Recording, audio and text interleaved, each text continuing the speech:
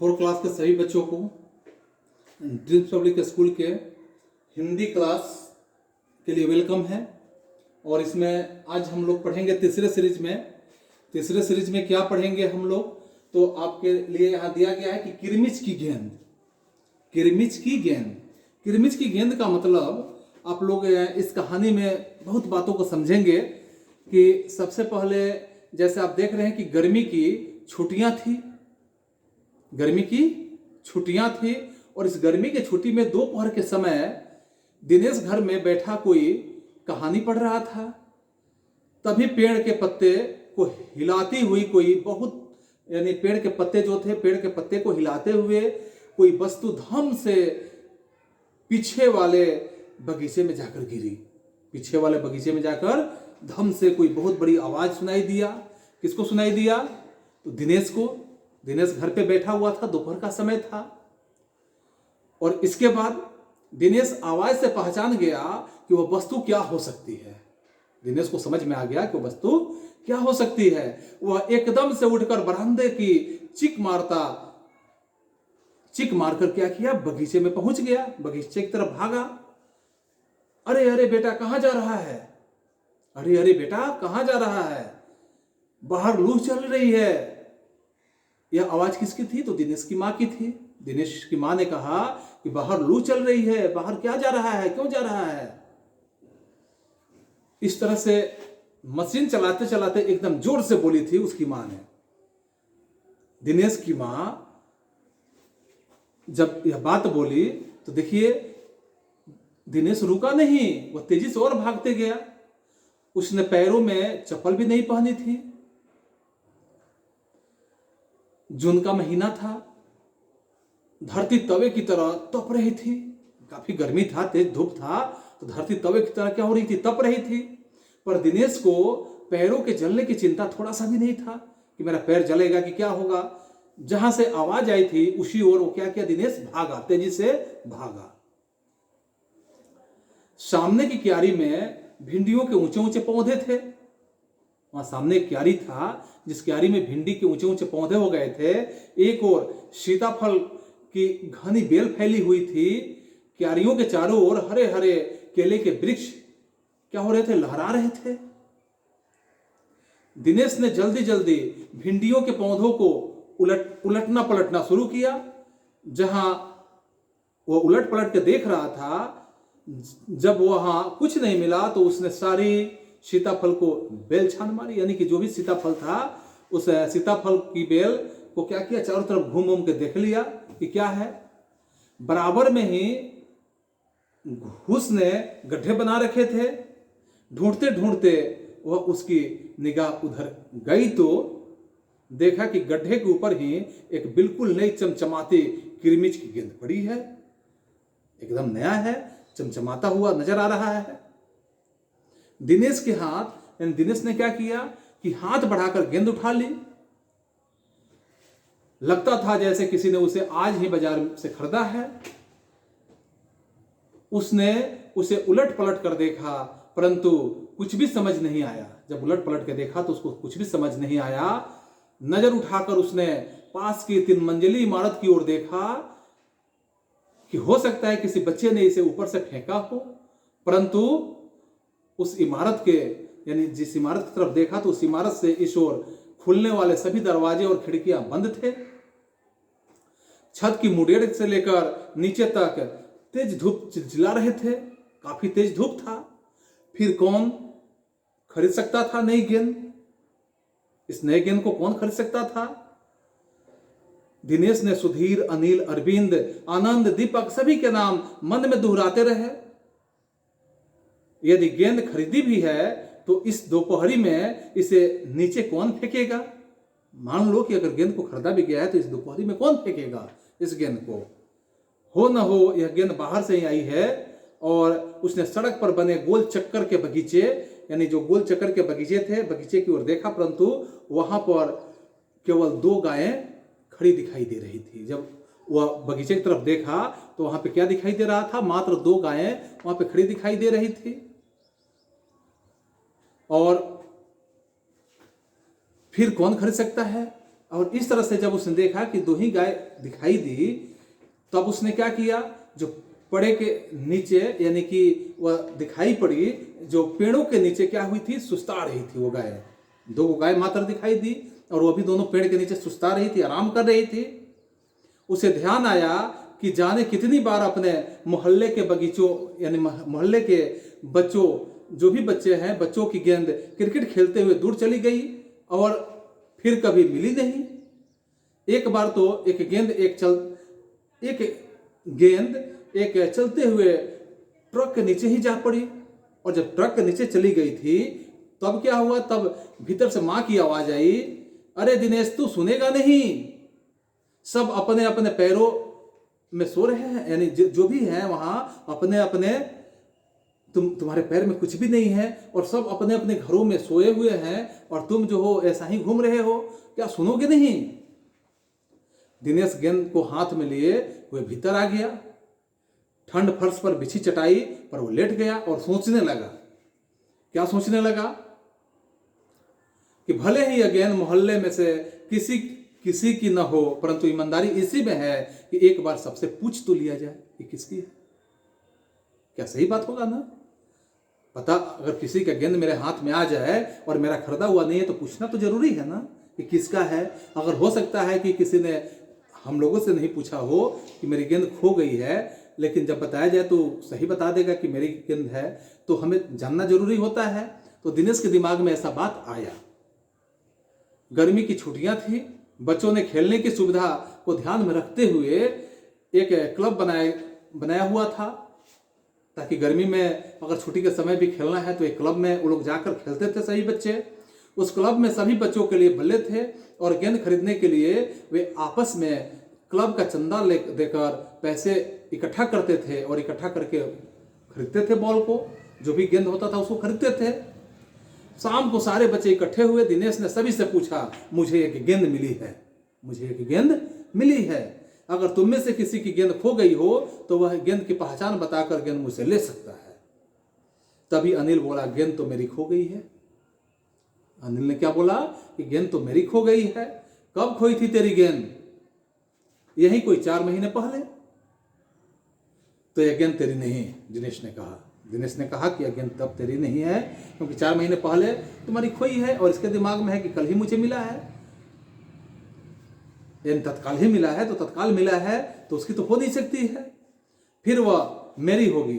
सुधीर ने तुरंत उस पर अपना अधिकार जमाते हुए कहा, तब तो मेरी होगी। वह कैसे? दिनेश ने पूछ दिया कि वो कैसे होगी तुम्हारी? तू मुझे गेंद दिखा दे, मैं अपनी निशानी बता दूंगा। तुम अपनी गेंद दिखा दे, मैं इसकी निशानी बता दूंगा कि मेरी निशानी यही है कि नहीं है। वह यह कैसे हो सकता है? यह कैसे हो सकता है? दिनेश बोला, गेंद देखकर निशाना बताना कौन सा कठिन है? बिना देखे बता, तब न जानूं कि तुम्हारी है कि नहीं है। तभी ऊपर से दीपक उतर आया, और दीपक जब आया तो दीपक अपना मतलब सिद्ध करने वाला, अवसर पड़ने पर सभी को मित्र बना लेने में बहुत चतुर था। गेंद की बात सुनकर दीपक बोला, मेरी गेंद है। किसकी गेंद है? मेरी गेंद है। तेरी क्या, यानी यह गेंद तेरी कैसे हुई? सभी ने एक साथ पूछा। कल ही तो तू कह रहा था कि इस बार तेरे पापा तुझे गेंद लाने के लिए पैसे नहीं दे रहे हैं। कल ही बता रहा था कि तुम्हारे पापा इस बार गेंद लाने के लिए पैसे नहीं दे रहे हैं। मेरी गेंद तो 5 महीने पहले खोई थी, दीपक ने कहा। जब बड़े भैया की शादी हुई थी ना, तभी सुनील ने मेरी गेंद छत पर से नीचे फेंक दी थी। तो क्या यह दीपक की होगी? नहीं होगी। दिनेश अच्छी तरह से जानता था कि यह गेंद दीपक की नहीं है। दीपक की गेंद 5 महीने पहले खोई थी, और यह अभी भी कभी भी हो, माने ऐसे संभव किसी भी हालत में नहीं हो सकता है कि यह दीपक की गेंद हो। गेंद 5 महीने पड़ी रहे और उसी पर मिट्टी का एक भी दाग न मिले, ऐसा क्या संभव है? क्योंकि दिनेश के हाथ में जो गेंद मिला था बिल्कुल नई वाली गेंद थी। दीपक ने कहा, मैं कुछ नहीं जानता, गेंद मेरी है, वह मेरी है और सिर्फ मेरी है। अरे जा जा बड़ा गेंद वाला। मैंने दीपक को किसने कहा? दिनेश ने कहा, जा जा, बड़ा आया गेंद वाला, क्या सबूत है कि यही गेंद नीचे फेंकी थी? अनिल ने पूछा।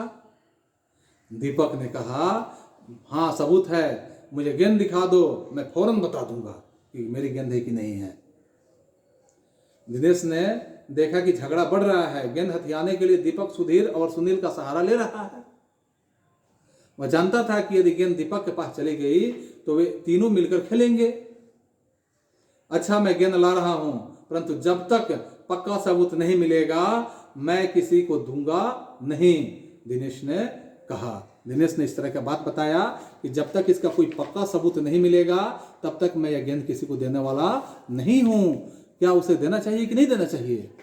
नहीं देना चाहिए, क्योंकि अगर किसी का है तो दे देना चाहिए, और उसमें से किसी का नहीं है तो झूठ बोल के जो ले रहा है उसको नहीं देना चाहिए। समझ रहे हैं? गेंद आ गई। दीपक उसे देखते ही बोला, यह मेरी है, यही है मेरी गेंद, यह लाल रंग का निशान मेरी ही गेंद पर था। वाह, सभी गेंद पर ऐसे ही निशान होते हैं, अनिल ने दिनेश का साथ देते हुए कहा। दीपक ने फिर जोर लगाया, मैं अपने पापा से कहलवा सकता हूं कि गेंद मेरी है। दीपक ने फिर जोर लगाया, और जब जोर लगाया तो देखो, अरे जा, ऐसे तो मैं अपने बड़े भाई से कहलवा सकता हूं कि गेंद मेरी है। अरे जा, बात समझ रहे हो? दोनों में आपस में तू मैं शुरू हो गया। कुछ भी हो, गेंद मेरी है। दीपक ने उसे धरती पर मारते हुए कहा कि यह गेंद मेरी है, और धरती पर टप्पा पड़ते ही मेरी गेंद में से ऐसी ही आवाज आती थी। जब धरती पर टप्पा पड़ता था तो मेरे गेंद से ऐसा ही आवाज आती थी जैसे तुम्हारे गेंद की आवाज आएगी।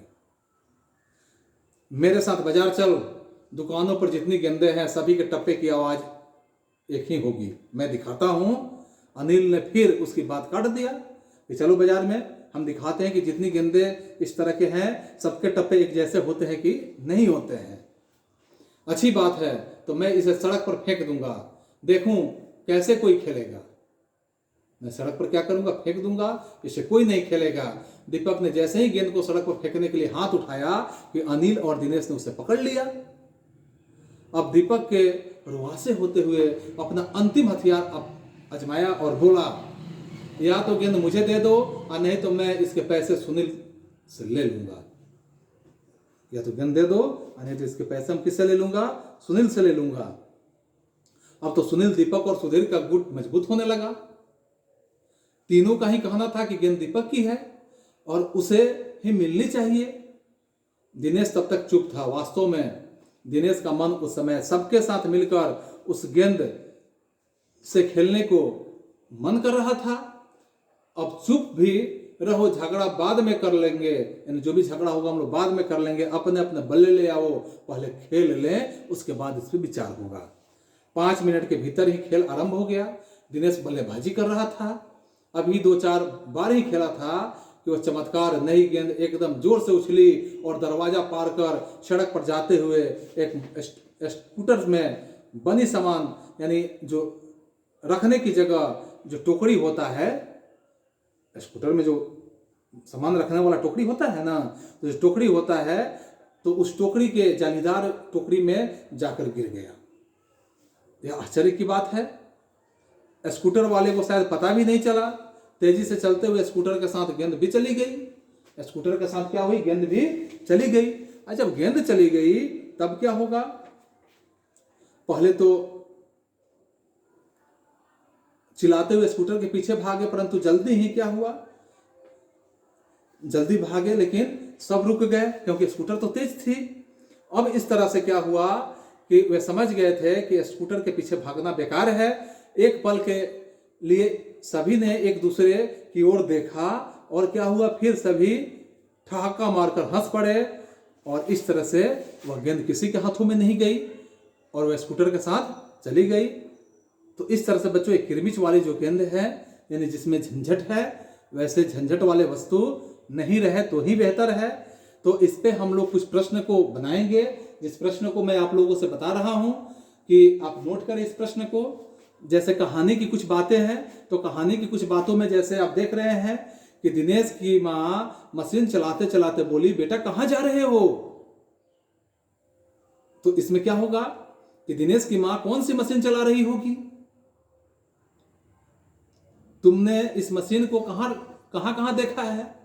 तो इस प्रश्न का उत्तर लिखोगे, कौन सी मशीन चला रही होगी, आप अंदाज लगाएंगे कि कौन सी चला रही होगी और वैसा मशीन आपने कहाँ कहाँ देखा है। दूसरा है ख नंबर कि दिनेश ने सारी सीताफल को की बेल छान मारी। दिनेश क्या खोज रहा था? दिनेश को कैसे पता चला होगा कि क्यारी में वही चीज गिरी है? इसको भी आप अपने अनुमान से लिखोगे। तीसरा प्रश्न है आपका कि दिनेश अच्छी तरह जानता था कि गेंद दीपक की नहीं है, अर्थात दिनेश को यह बात कैसे पता चली कि गेंद दीपक की नहीं हो सकती है।